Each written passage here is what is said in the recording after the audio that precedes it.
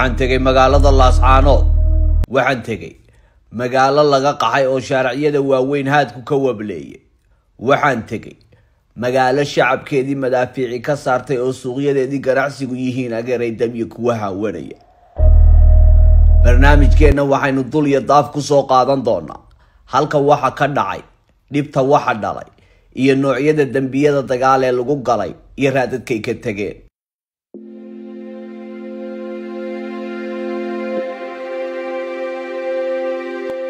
Laascaanood ugu horeyn waxaan tegay qabuuraha dadka magaalada lagu aaso si aan u soo arko xabaalooyin gaar ah kuwaasoo ka tilmaaman kuwa wadka iyo geeridu iskood ugu yimaadeen waxaa ka mid ah xabaalahaasi kuwa ay ku duugan yihiin muddadii Somaliland joogtay dadkii loo maleegay ee ku godgolay dilalkii qorshaysnaa xabaalahaas midabka buluuga leh xabaalaha ka duwan waxa weeye xabaalihii 119 qof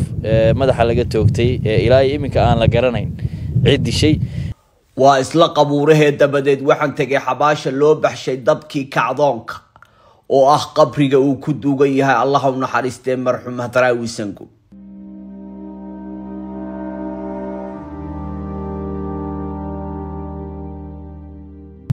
shakhsigii ugu dambeeyay ee lagu dilay madaxdoobka ayuu ahaa 119 qof waa qofkii 119aad waana qofkii uu ka kacay kacdoonkan gaadhay in magaaladii Somaliland gabi ahaan balgas Hadraawi kuma aha Hadraawi wuxuu ahaa nin dhalinyaro ah oo aqoon-yahan ah oo aan dadka dhibin oo cibaado badan oo dadka gobolka Sool degan ama gobolada ku xeeran ba laga yaqaan oo dadka aan dhibaatada lahayn qof reer magaala qof aqoon leh qof cibaadaysto oo marka isagoo masaajidka soo baxay marxuumkan dhagridii la dhagray waa tii soo gabagabaysay si joogitaankii Somaliland ee magaalada tan Laascaanood waxaan kaloo tagay qabuuraha ay ku duugan yihiin 22 qof ee dhashiikaha lagula dhacay shaariciyada gudaha Laascaanood kadib kolkii uu qarxay kacdoonkii selka ku hayay cadhada gaamurta ee ka dhalatay su'aal 15 sanadood soo taagnay taasi oo ahayd yaana ugaarsanaya iyo maxay galabsadeen hal doorka reer Laascaanood waad aragtaanoo maamuuskii xabaaleed ma laha waxa kalifay inay yeelan waayeen waa dadkii shacabka ee xaqudurka ee ku dagaalamay Somaliland naga baxay maadaama dadkaygu u dhamaaday dadkii shacabka ee hubka soo gurtay iyo dadkii aan hubka soo guranay guryaha joogay ee hoobiyaha lagu garaacay bay isku jiraan marka hadda halkan saad u arkaysaanba 6 qof baa ku aasan oo wata board ku qoran yahay halkan waxa ku aasan 22 halka 16 baa ku aasan halkan dhow aan gaari karno oo inoo muuqata iyaduna tirooyin inta la leeg baa ku aasan ilaa ay ka tagi doono tirada ugu badan oo ah 56 qof 56 qof oo hal meel lagu wada aasay oo iyadana aan tagi doono hadii Ilaahay ka dhigo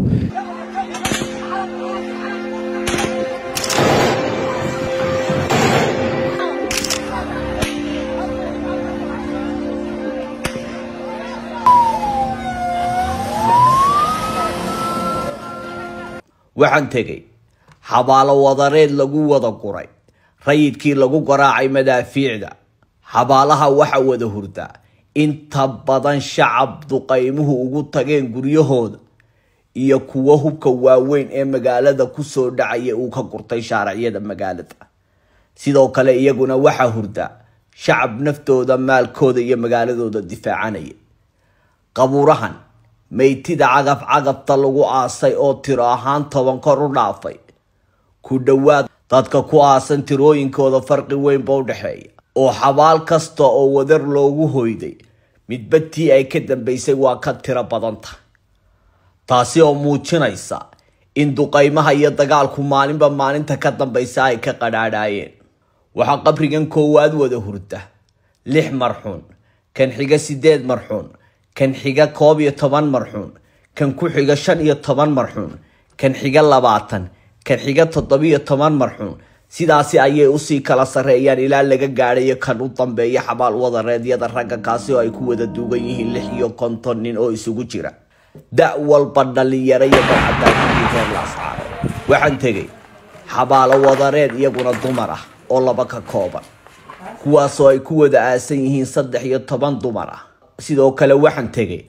xabaal wadareedkii lagu wada amsiiyey hooyo iyo 7 carruurta ahaa ee madaafiicdu ku dumiyeen gurigoodii qisada beertaabadka ahi waxay tahay in qoyskan oo uu ka nool yahay aabihii lama duuray 7 uu dhalay iyo ooridiisiba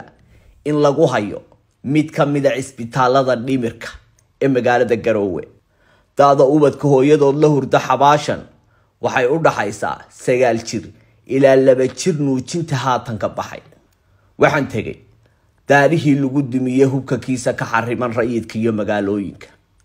waa guryaha lagu garaacay madaafiicda iyo qoryaha dhuumaha badan ee BM-ka loo yaqaano qisooyin yaab leh ayaa ku duugan magaaladan la duqeeyay inta la og yahay colaadaha riiqda dheeraada ee dunida oo ay curad u tahay tan Falastiin iyo Israa'iil ilaa maanta waxa ka reeban oo wali laga soo warin in la beegsado goobaha wax lagu caabudo iyo isbitaalada danta guud halkan laascaanood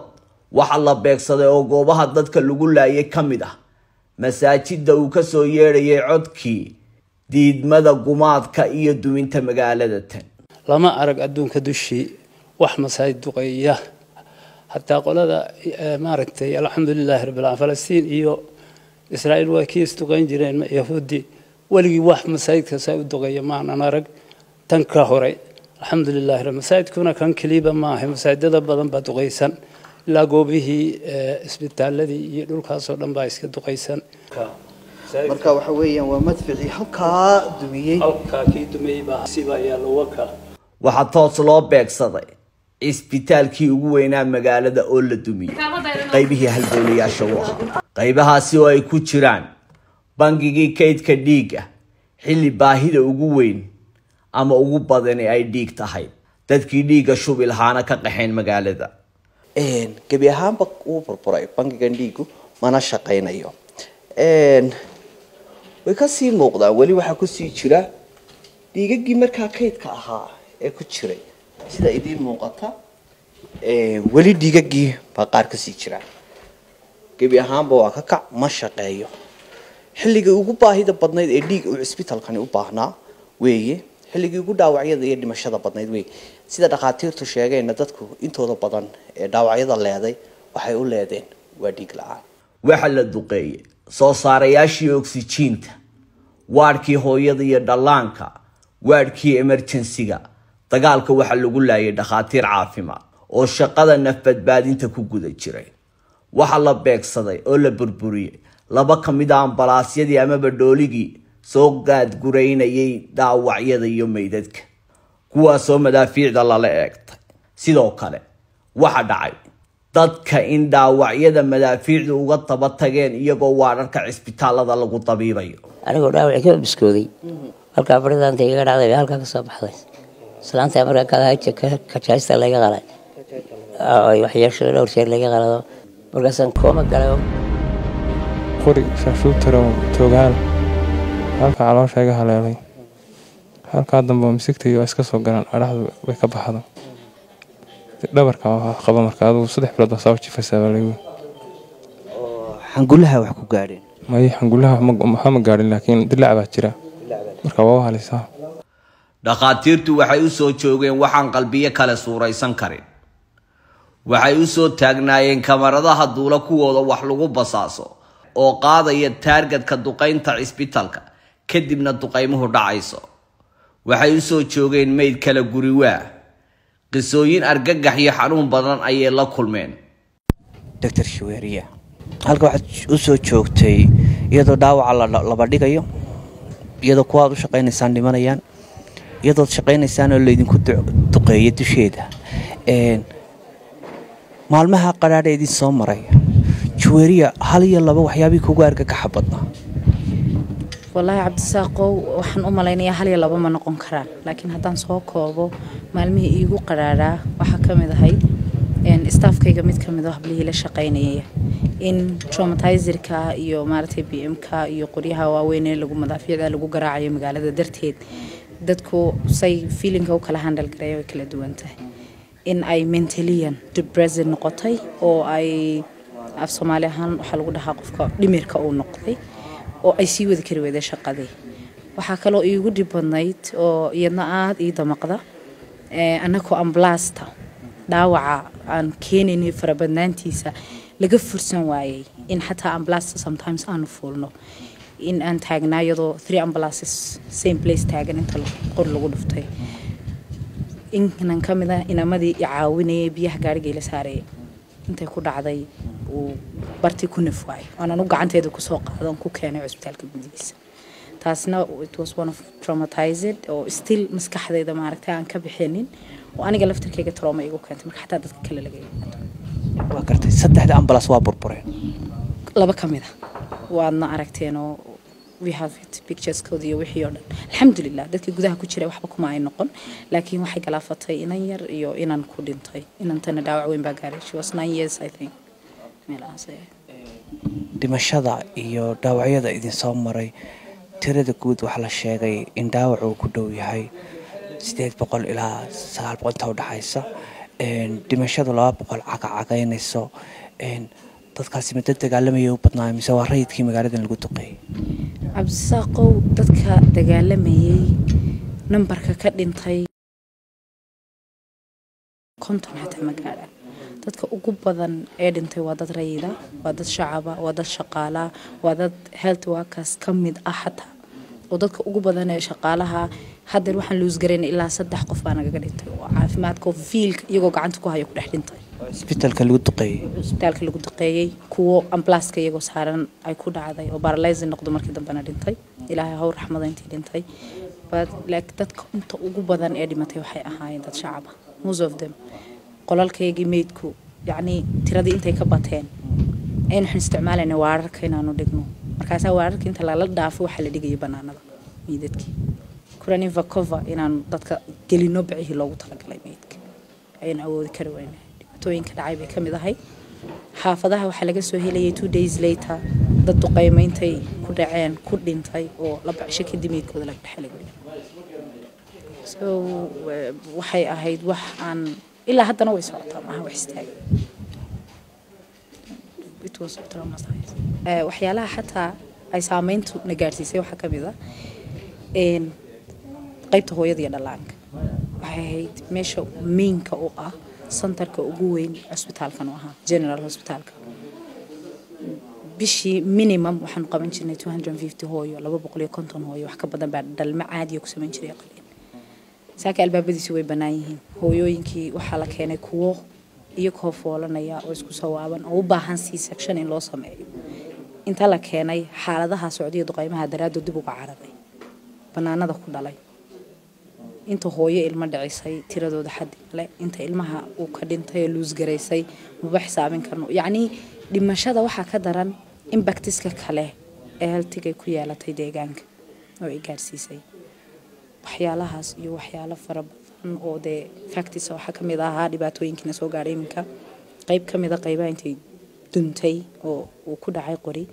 in dhaawac aanu dayeynay oo loo shaqeeyo qalin loo sameeyo waliba ku jiray danger sign oo yacni ahaa case very risky haddana mar labaad ku sii dhaawacmay oo inta lagu duqeeyay filiidadii dib ugu noqdeen oo haddana operation labaad u baahdeen oo kale masiibo aad u weyn baa dhacday ilaahay waxaan ka rajaynaynaa intii dhimatayna inuu naxariisto inta xanuunsanaysana u boogadhayo annagana mentally and physically iyo dhinac kasta traumatized baan ka nahay in ilaahay naga kor qaado dhibkaas aan u sii gudubna weli dhakhaatiirtii doctor adigana bal waxyaabihii kugu yaabka badnaa iyo qisaskii xanuunka badnaa aad meesha kala aniga magacayga waxaa la dhahaa Ibraahim Cabdi Saciid waxaan ka mid ahay shaqaalaha caafimaadka ee gobolka Sool khaasatan waliba shaqaale ka shaqeeya hospitaalka weyn qaybta ER-ka ama qaybta emergency-ga waxaan watay anigu team caafimaad ah 3 baabuur oo ambulance ah waxaa jirtay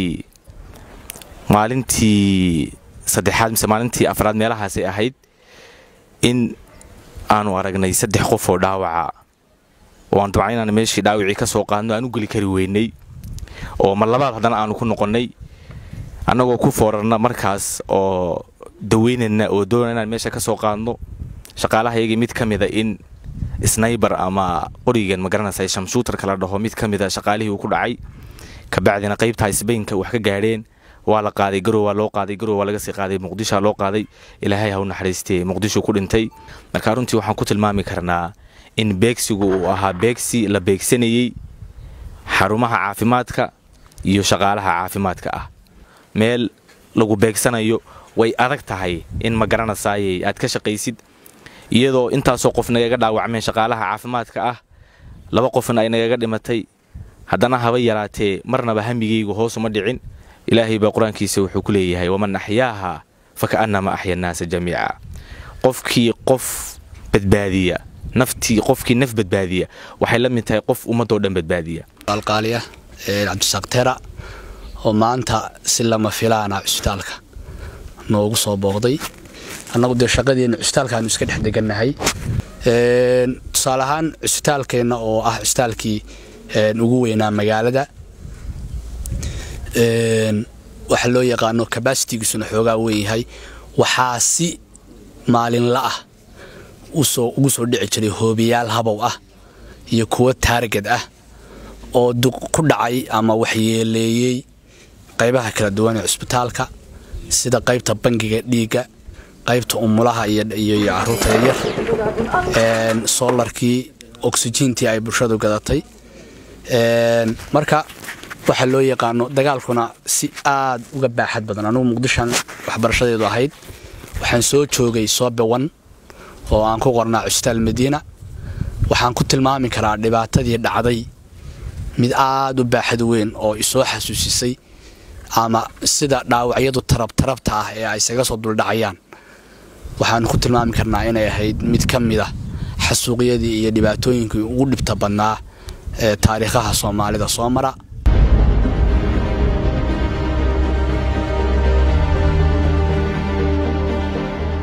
aniga magacaygu waa Dr. Ismaaciil shaqaale kamida dhakhaatiirta ka howlgasa cisbitaalka weyn iyo cisbitaalada gaarka loo leeyahayba kana mid ah member ama xubin gudida caafimaadka ah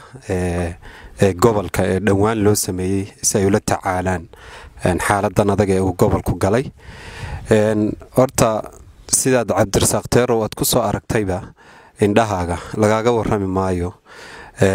annagu badanka maanta ay degan tahay oo jimcaanta baad nagu soo beegantay badanka uma helno waqti aanu ku warrano dhammaan waxa ay xadisadani saameyn nagu yeelatay dhammaan shaqaalihi caafimaadka ee gobolka jid ahaan maskax ahaan iyo maxaan ku ilaahdaa caafimaad ahaanba taa marka laga yimaado dhammaantayo waxaanu isku daynay in aanu sidii aanu uga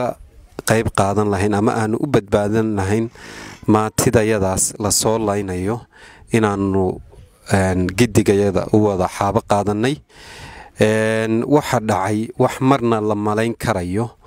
ma ahayn maskaxdayadu waxay marna malayn karaysay ma ahayn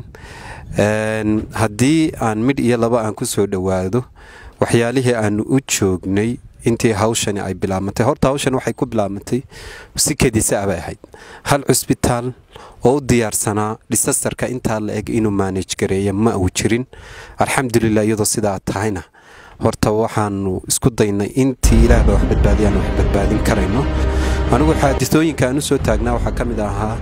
in walaalkay Cabdisalaan oo nagala shaqeynay cisbitaal kamid ah cisbitaalada برايفتكا gargaar hospital in 7 subaxnimo 4 cisho maalintii dagaalku uu socday maalintii afraad isagoo ambulance kala degaya bukaan uu hoobiye uu ku dhacay uu kadibna naftiisii anagoo arkayna uu ku nafwaayay barta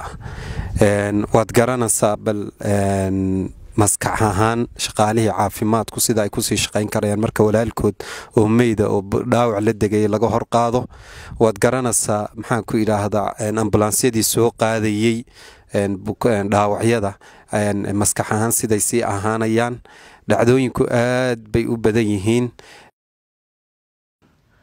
halkan laascaanood duqeymaha magaalada daaraheedii lagu dumiyay ee digaandigaha lagaga dhigay waa ay kala uur ku taalo badan yihiin qisaska ku duugani mid batan kale ka xanuun badan waxa jira guryo masiibo weyni ka dhacday oo aan diiradda gaar u saari doono kani waa guriga ay sida arxan darrida ah ugu madheen qoys ka kooban hooyo iyo 7deedii carruurta ahaa. ma jirin qof jirkiisu dhan yahay oo guriga laga helay. guriga waxa uu martigeliyay madaafiic tirabeela. sida kuu muuqata guriga dhulka lala simay madaafiic xoogan ayaa ku dhacday waxaana ku go'ay hooyo iyo 7deedii carruur ahaa oo aan laga helinin meydkoodii balse laga helay hilbahoodii oo kala quban.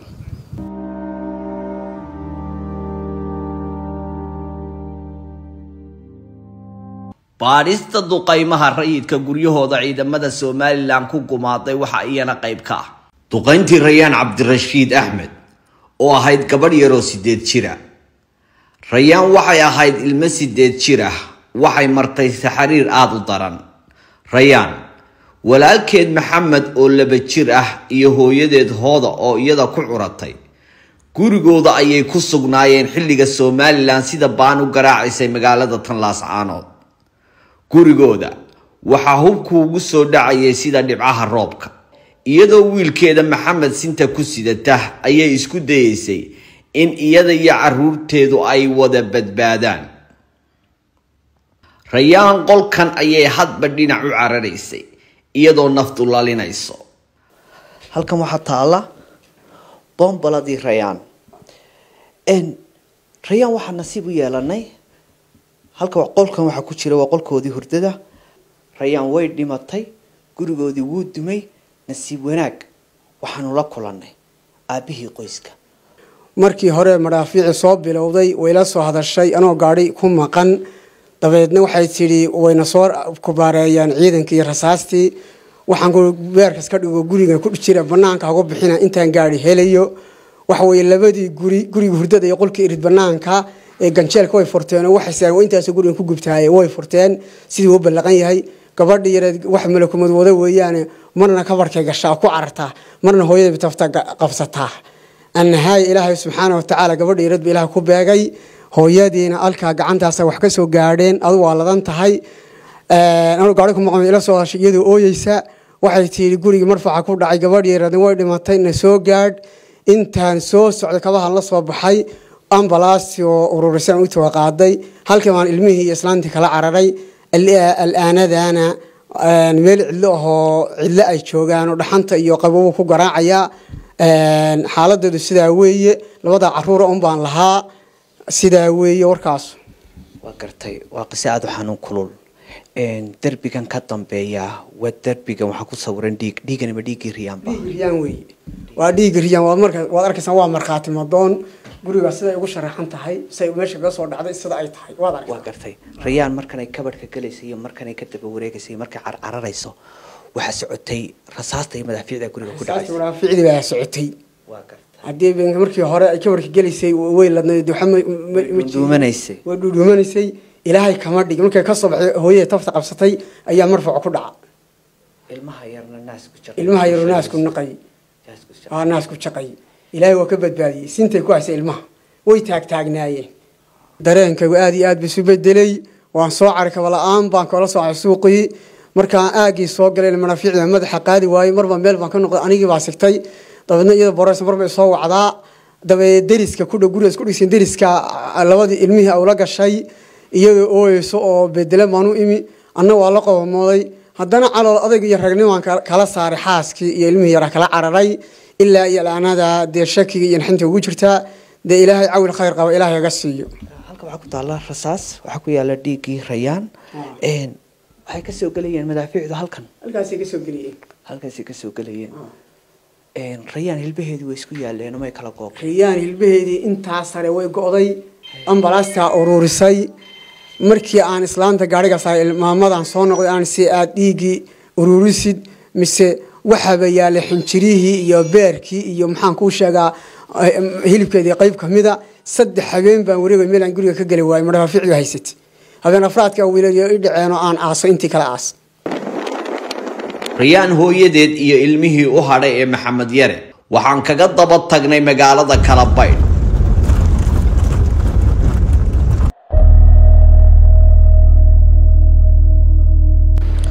waxaanu soo gaadhnay Kalabaydh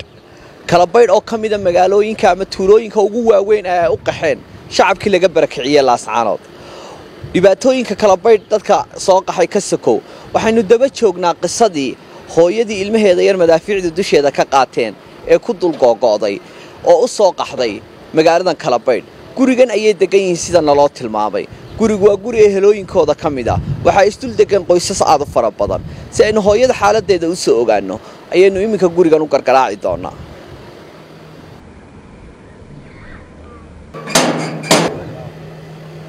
السلام عليكم. عليكم السلام. رصاص عنكرنا.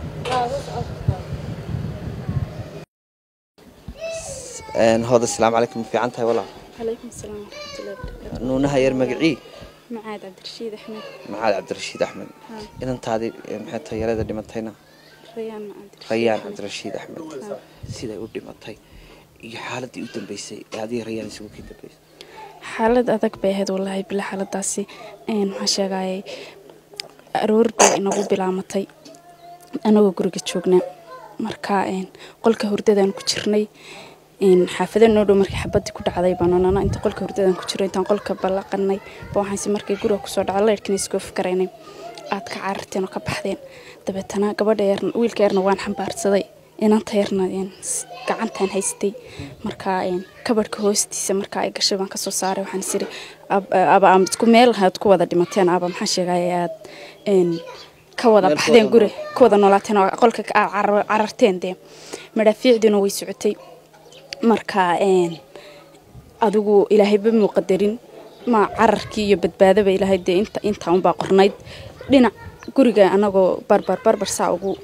naban ayay nagu dhacday ها inanta yar rayaan gacantan hayay markii dhimadaysay markii gurigii madaafiicdii wixii nagu dhacday gurigii qiiq iyo olol iyo wixii baa isqabsadeen baan isiri inanta yar gacanta haystay qolka ka baxa maxaan isiri baxmise inanta yareed baa dhiigeedii iyo gabigeedii baa dhulkayga bay taala ana markiiba dabadaan u boodo waan qayliyo waan cararayo ambalaas urdiisa qaaday wagartay rayaan marka xirtay xubnaheeda jirkeeda wuu kala go'ay calooshana way kaga dhacday madaxana way kaga dhacday baa la yiri laakiin anigu mar dambe maan eegin waan eegi kari waayay guriga markii waan ka cararay laakiin waa la soo ururiyay intii nafta lahayd oo maxaan sheegay calooshii wixii maskaxdii bartii un bay ku hadhay laakiin intii kala ambalaasta ururiso qaada dhakhtarka weyn geysay rayaan maxay tahay rabbi ha ka samarsiiyo xaalad xanuun kulul ayaad soo martay adiga dhaawac ayaa ku gaadhay ilmahan oo sinta ku sidato ilmaha yar ahaa isaguna si wax suuxayo kale ahaayo suntii iyo wixii baa maxaan sheegay gaadhay laakiin alxamdulillah isagu fiican yahay anigana dhimbiliila ay soo gaadhay barbarkan oo maxaan sheegay hadeer iska bogsoodin weeyara ladanaha filiida soo gaadhay hatta reerkan halka qaxooti waa ku tiin reerkan dulsaan qaxooti baan ku nahay xaafadana joognaa ilaahay waxaan idin ka rajaynayaa rooda inuu idin boodadhayo amiin هنا عنتها والله إلهي دين بقدر حيو magaalada tan Kalabaydh kaliya lama ciirciirayso kumanaan iyo kumanaan qax ku yimi sidoo kale waarka Kalabaydh waxa uu la ciirciirayaa dhaawacyada dadka rayidka ah ee dagaalada Soomaaliland galaafatay kuwaasoo kolkii cisbitaalada Laascaanood qaadi kari waayeen qaarna lagaga daba duqeeyay kadib halkan loo soo daadgureeyay halkan waxa wadan oo yaala dhaawacyadii oo intoodii ugu cuslayd loo qaaday magaalooyinka ay kamid yihiin Muqdisho iyo Garowe intii aan qaadmada helinin halkan ayay waran yihiin dhibaatooyinka ugu badani waa wadada oo raf ah ama xidhanba taasoo sababaysa in xitaa dhaawacyada iyo ambalaasyada aad u yariba ay kala hori kari waayaan qaadmadooda waxaan tagi doonaa waararka qaybaha kale sidoo kale waxa jira dad waarka isbitaalka banaankiisa waran kuwaasoo la seexiyo hadba qoraxdu dhanka ay ka jeesato ma ahaane dhanka kale xad ku jiro doctore xaaladda isbitaalka waad aragnay ugu horeyn dhaawacyo intee leeg baa tirada guud ku soo gaadhay ay tahay dhaawacyada soo gaadhay cusbitaalka tirada waa 300 ilaa 350 oo wax loo yaqaan isku jira caruur hooyooyin iyo wax loo yaqaan caruur yar yar iyo ragba kuwaas ay wax loo yaqaan saamaysay madaafiicda iyo hubka cuslaa ay wax loo yaqaan loo isticmaalay iyo guriyihii ku soo dudumay taas weeyaan dadka wax loo yaqaano halkan waxa lagu keenay dhibtaas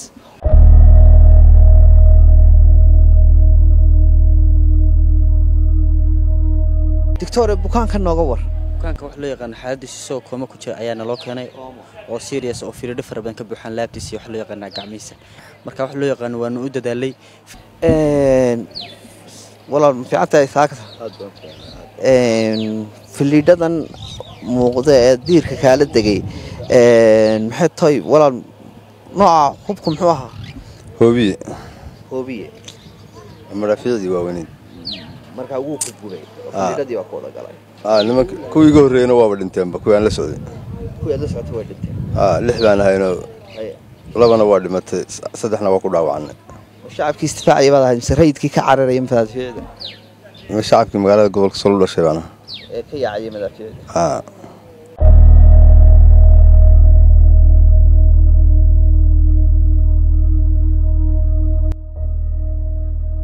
kala baydh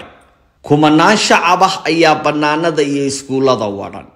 waxaa shaaracyada daadsan ubadkii yaryaraa iyo haweenkii magaaladuna maaha mid qaadi karta tirada dadka la soo qixiyay hooyooyinka halkan colaadu wadhay ayaan qaarkood xog waraystay haye ما شاء الله lascaanood baa ka soo qaxday lascaanood baan ka soo qaxday waa gartay way madaafiicdi cusleydena la ku soo tuurayay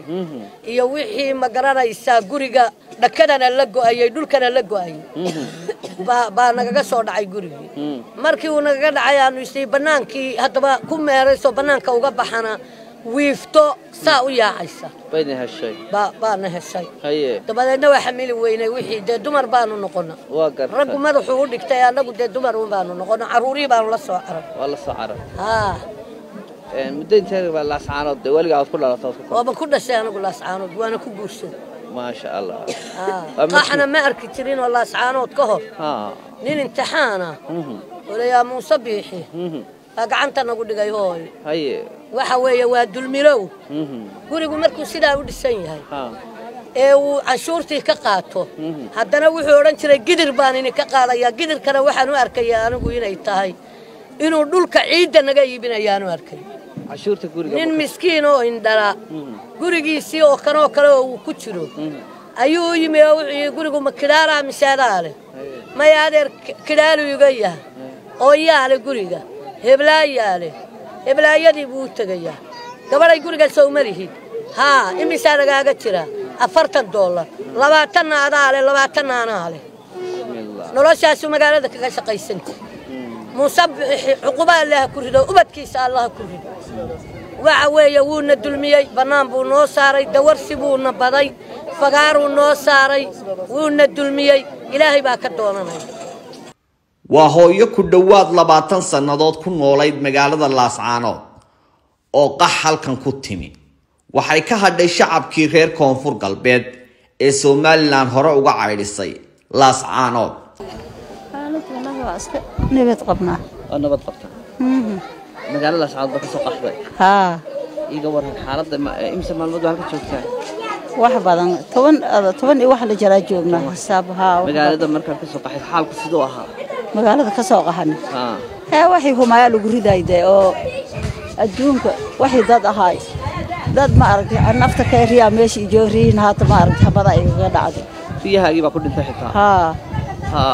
maxay tahay caruur iyo waxba kaaga dhiman riiba kaaga dhintay riyaa iga dhintay waa ka soo aragnay 2 maalmood markii guri lay ku jarno oo banaan u aad karno untana haata u karsan karin yaa ka soo aragnay waxa aadnay oo kaas ii sheegay meel halkaas ee aadnay meesha dar waa ka soo baqnay iyaga oo ma aragtay 2 baroon isdaba dudaysa meesha nooga imaatay oo isyeeriyanaya oo iyaga ahaa wax soo aragnay inta imaanay hooyo adigu markii hore reer Muqdisho ahayd reer Muqdisho ahayd reer Boqol reer Boqol baa imisa deganayd meeshan magaalada Laascaanood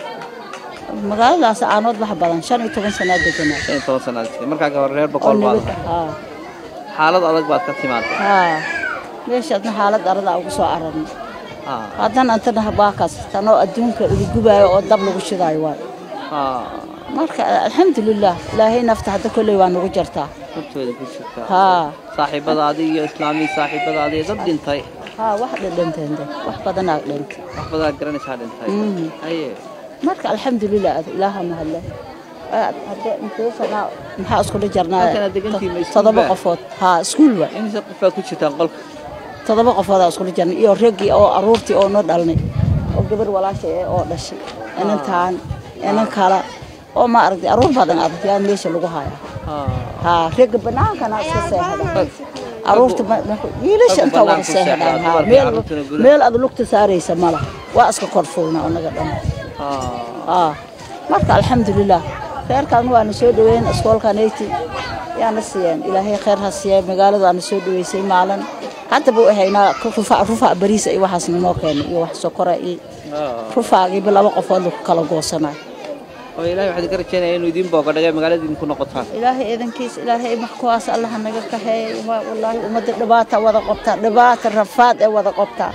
ilaahay ha naga ka hay kuwaasayti dhibaato weyn dad u geysteen umadi waa wada gooyeen umadi waa wada wax dhaawa ay wax dhanteen way Allah unaga dhamba Allah naga qabta idaabu soo duushi waaye ilaan dhulka iyo kamalaha lamba ilaahay meela u banay lamba meela oo diji marka dadka soo duulay dad oo ma aragtay iyo ka maqno diinta ilaahay ba ka maqan waay dhiig dad saan u jaarinaya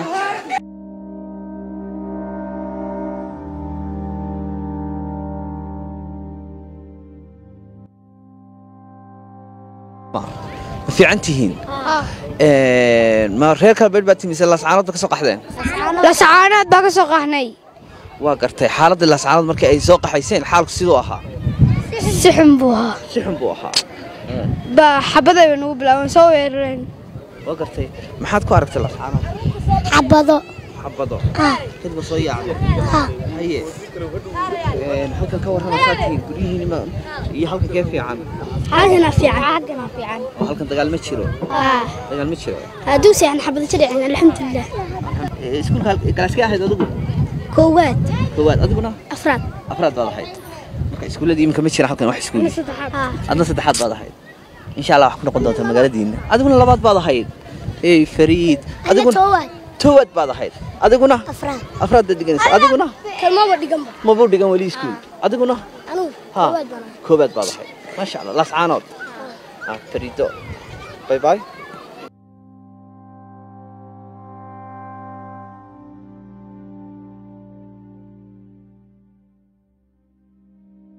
laascaanood ayaanu dib ugu laabanay magaaladan la dumiyay in badan oo kamid ah magaaladan dadkeedii wadarta loo duugay magaaladan boqolaalka kun ee ruux laga yeelay qaxootiga waran banaanada ma jirto duqayn dhacday oo aan ku talagal loola eegan guryaha madaafiicda iyo BM-ka Soomaaliland ku garaacday magaalada laascaanood waxa kamid ah gurigii muftigii weynaa ee Soomaaliyeed Sheekh Cabdinaasir oo ah kan iga dambeeya nasiib wanaag sheekha ubadkiisiin ayaa ka badbaaday guriga oo aan alla wax ku yeelin waxa uu kamid ahaa guryaha sida xun loo duqeeyay si aan faham buuxda uga qaadato duqaymaha iyo nooca ay kala yihiin iyo xasuuqa shacab iyo duminta laascaanood wax yar aan dib kuugu celiyay noocyada duqaynta iyo qaar kamid ah hubka lagu garaacay magaalada laascaanood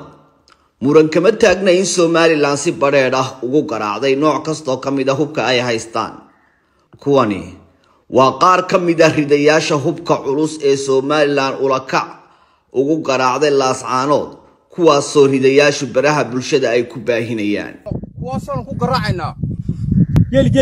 noocaasoo midhan baan haysanaa iyo wax ka wanaagsan jamhuuriyadda barakaysan nabadna waayana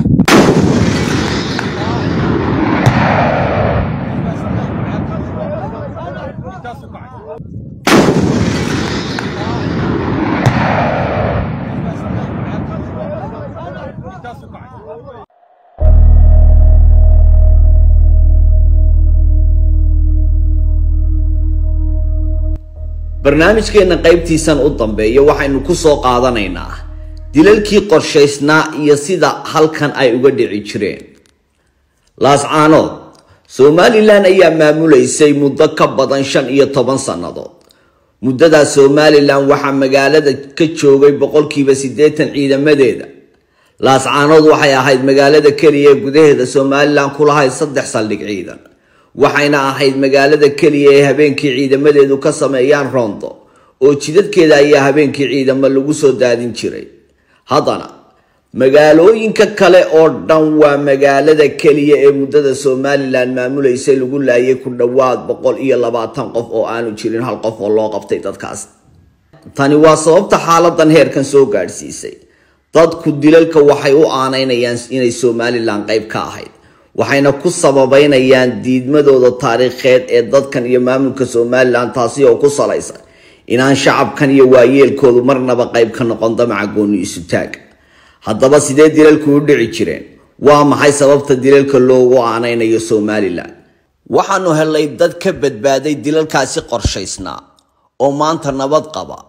waxaanu kale oo helay goobjoogayaal 15kaasi sannadoodba u joogay wixii halkan ka dhacay iyo qof kasta oo ku dhintay. qisaska laascaanood waa qisooyin isku xidhan.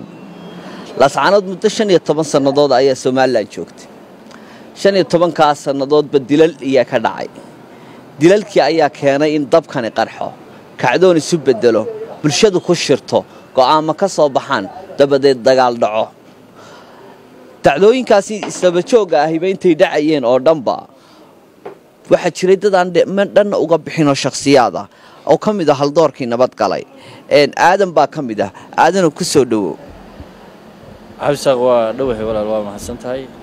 kolley waxaan malaynayaa inta ay wax dhacayeen gobolka Sool meelna ugama bixin. dhacdooyinkuna mid kasta oo ay timaado way xanuun badnayd runtii, oo shakhsi ka mid ah haldoorka magaalada marka la dilo waa guud ahaan gobolku waa cid waliba waa ka naxasay, qof waliba wuxuu islaa beri bay adigana kugu dhacsaa. dadkii ugu horreeyay markaan soo qaado waxaa ku jiray macallinkii Saleebaan Jaamac Xayaan, xilligii burburka dadkii kacay baanu ahayn annagu, ummadda wax baray. waxaa la dilay isagoo masaajid ka soo baxay oo gurigiisii wax badan aanu jirin. meesha meel ku dhow meherad baa ahayd, shaa uu fadhiisan jiray oo ka shaahi jiray meheradda markaa kuma soo leexan. toos buu u baxay. markuu salaada cisho soo tukaday gurigiisa intuusan gaadhin gurigiisa iyo masaajidka dhexdiisa baa lagu dilay. allah u naxariisto isaga iyo intii dhimatayba. ma soo koobi karo dadka dhintay kulli qof aanan garanayn kuma jirin. waa tahay qisooyinkaa ka dhacay oo mid walba aad u soo joogtay adigoo lilaahi waxa ilaah kugu ogyahay ka sheegaya. xan baa jirta tiraahda dadka reer Sool ah qabtaan oo ah dadkan Somaliland 15 sano joogtay, ciidankeeda ugu badan 80% laascaanood bay deganaayeen, haddanaba 120 in ka badan baa halkan lagu dilay, hal qof looma soo qaban, hal qof cidii dishay lama arag. xantaa waxa qabtaan oo dusha u saartaan Somaliland inay tahay xaqiiqooyinka aad dilalka uga soo joogtay. ku soo dhowow. waxaa sababta ay dadku uga saarayaan in ay dilalka Somaliland ka dambayso. anu waxaan ahay dadka gaadiidleyda ama meeladaha shaqada marka ka waxaan gaadiidkooda ka haysto guryahaada.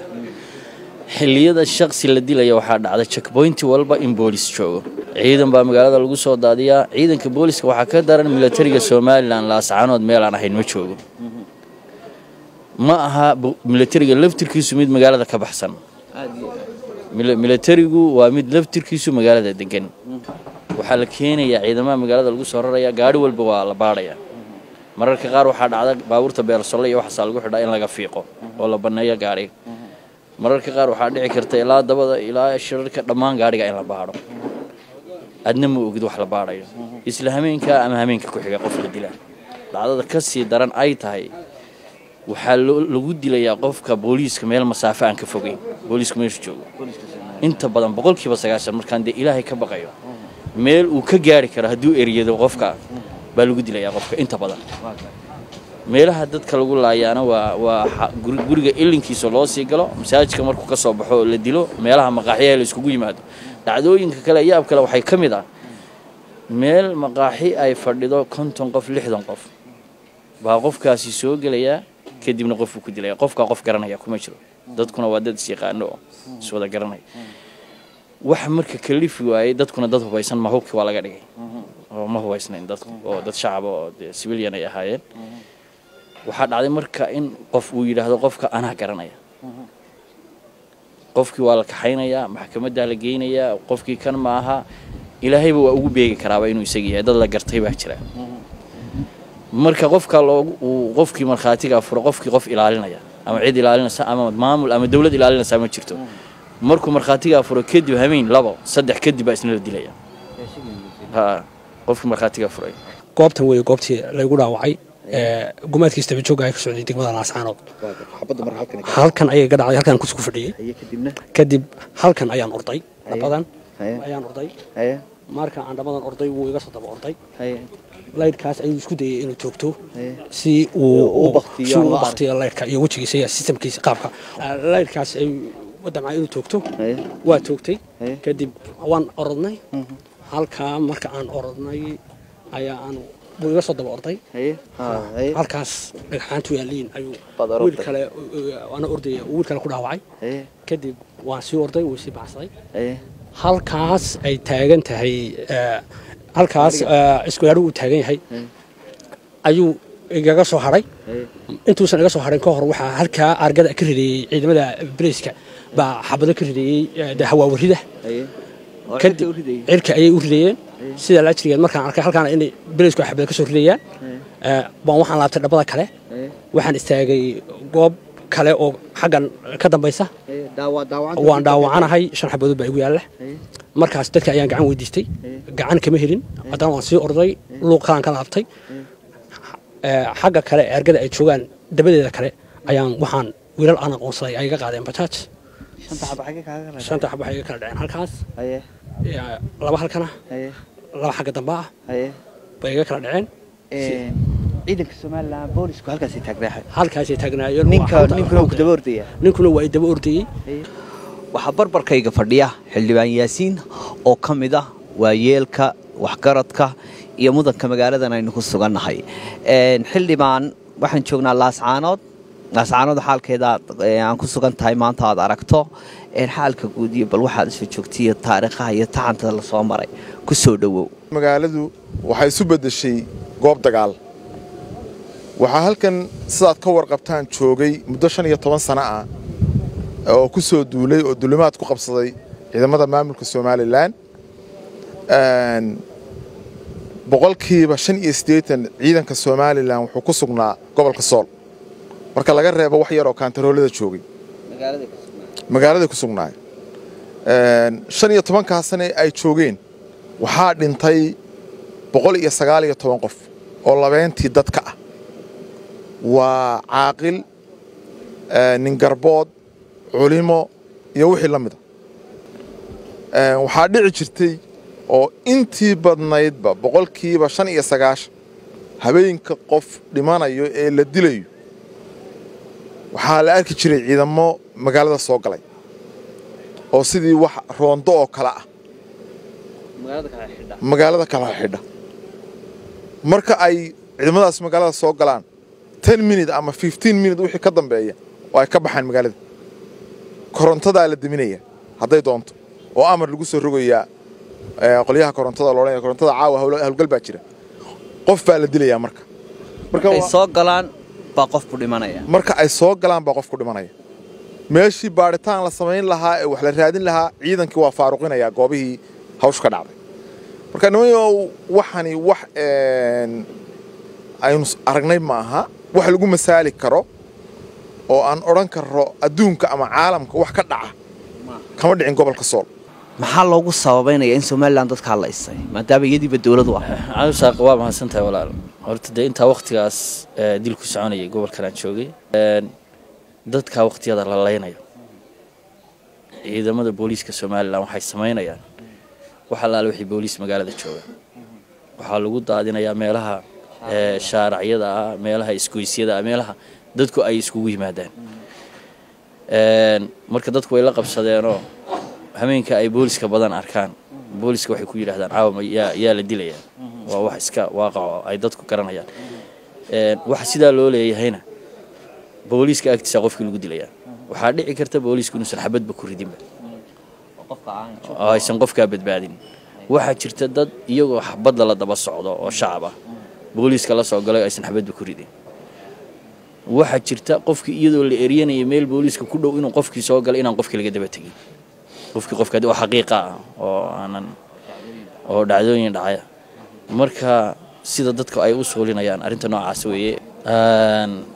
beegsiga la beegsanaya dadka shacabka waxay ahaayeen dadkii indhaha u ahaa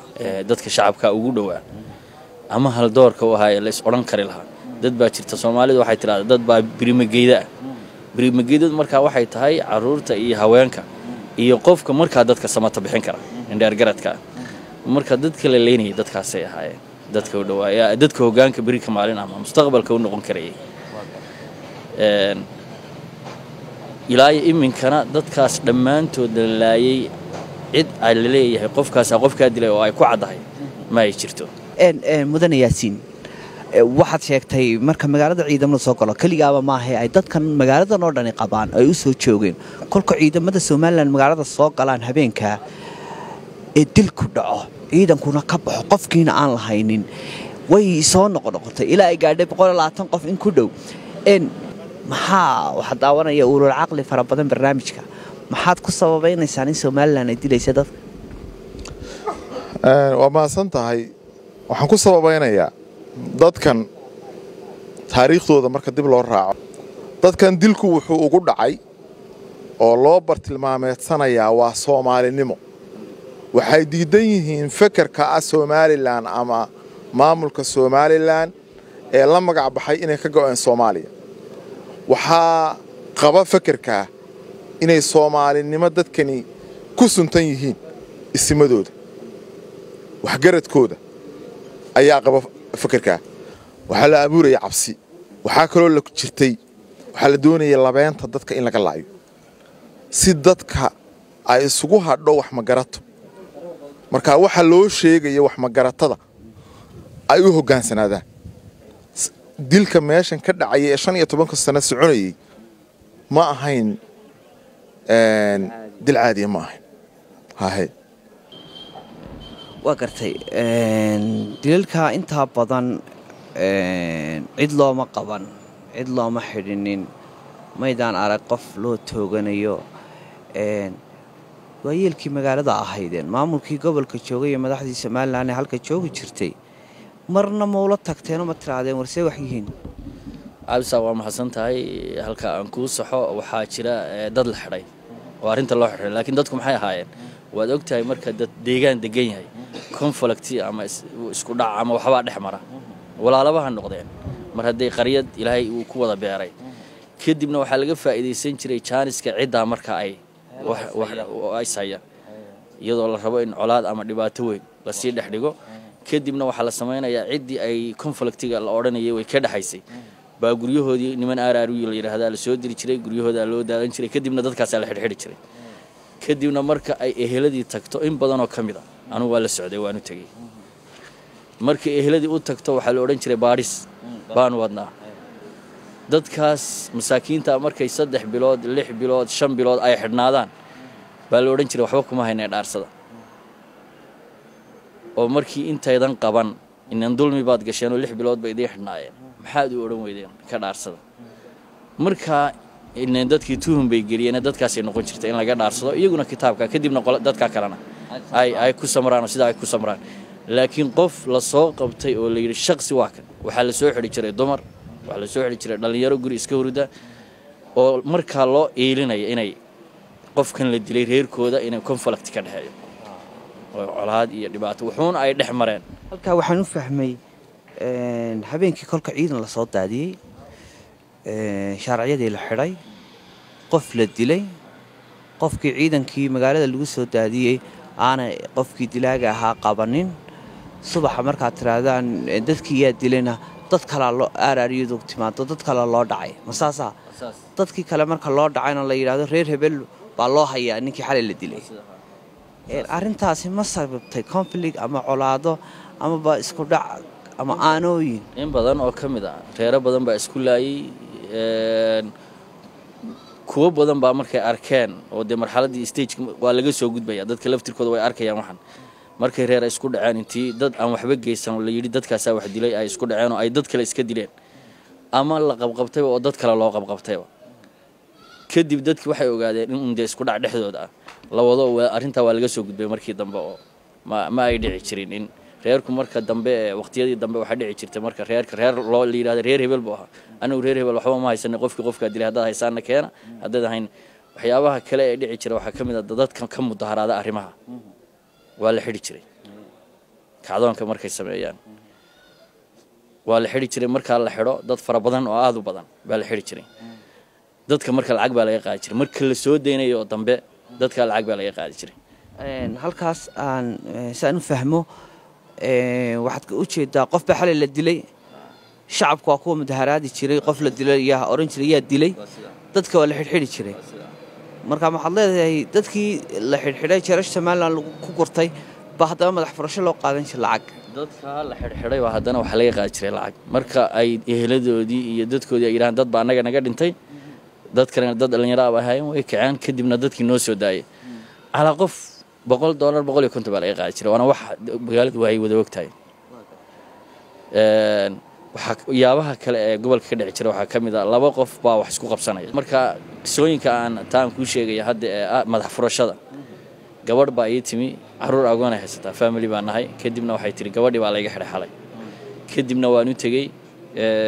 marka nin Axmed la yiraahdo gabadhu ku jirtay dhalinyarada la xidhay bay ku jirtay kadibna gabadhu waa agoon hooyadeed waxba ma haysato aabaheedna waa dhintay kadibna waxaan ku yiri